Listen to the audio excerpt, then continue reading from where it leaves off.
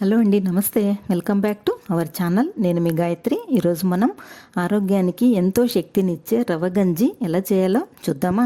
జ్వరం వచ్చినప్పుడు లేదా నీరసంగా ఉన్నప్పుడు ఇలా గంజి చేసుకొని తాగితే చాలా టేస్టీగా ఉంటుంది, చాలా ఎనర్జీ కూడా వస్తుంది, డీహైడ్రేషన్ కాకుండా ఉంటుంది. మరి ఎలా చేయాలో చూద్దాం.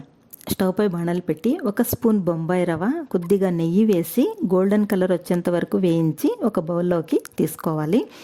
ఇక్కడ నేను 1 గ్లాస్ గంజికి మాత్రమే చూపిస్తున్నాను. మీరు ఇంకా 2-3 గ్లాసులు కావలిస్తే ఇంకా కొంచెం ఎక్కువ వేసుకొని చేసుకోవచ్చు, లేదా రవ్వ ఒక్కసారిగా వేయించి పెట్టుకొని మనకు అవసరం వచ్చినప్పుడంతా కూడా గంజి చేసుకోవచ్చు అనమాట. రవ్వ వేయించి పెట్టుకున్నా కూడా ఏమీ కాదు.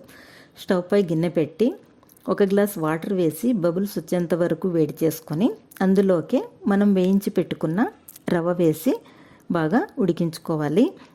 మధ్యలో కలుపుతూ ఉండాలి, లేకపోతే రవ్వ ఉంట కడుతుంది లేదా అడుక్కి వెళ్ళిపోయి మాడిపోతుంది అన్నమాట.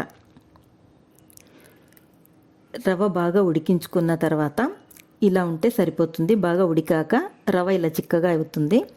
ఇప్పుడు అందులోకి 1 స్పూన్ చక్కెర, స్వీట్ ఎక్కువ కావలిస్తే ఇంకొంచెం ఎక్కువ కూడా వేసుకోవచ్చు. చిటికెడు సాల్ట్ వేయడం వల్ల చాలా టేస్ట్ ఉంటుంది గంజికి.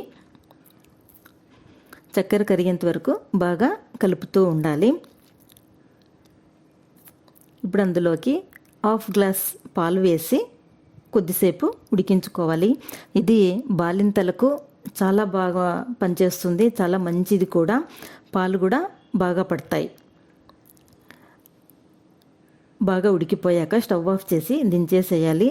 చల్లారిన తర్వాత గంజి ఇంకా కొంచెం గట్టి పడుతుందన్నమాట. మరీ గట్టిగా ఉంటే తాగడం ఇబ్బందిగా ఉంటుంది, వేడి మీద తాగడం కూడా కష్టమే. గోరువెచ్చగా ఉండగానే ఈ గంజి తాగేసేయాలి. వెంటనే ఎనర్జీ ఇచ్చే గంజి. మీరు కూడా ట్రై చేసి చూడండి, చాలా టేస్టీగా ఉంటుంది, చాలా ఎనర్జెటిక్గా ఉంటుందన్నమాట. మరొక సింపుల్ రెసిపీతో మళ్ళీ కలుద్దాం. Thanks for watching.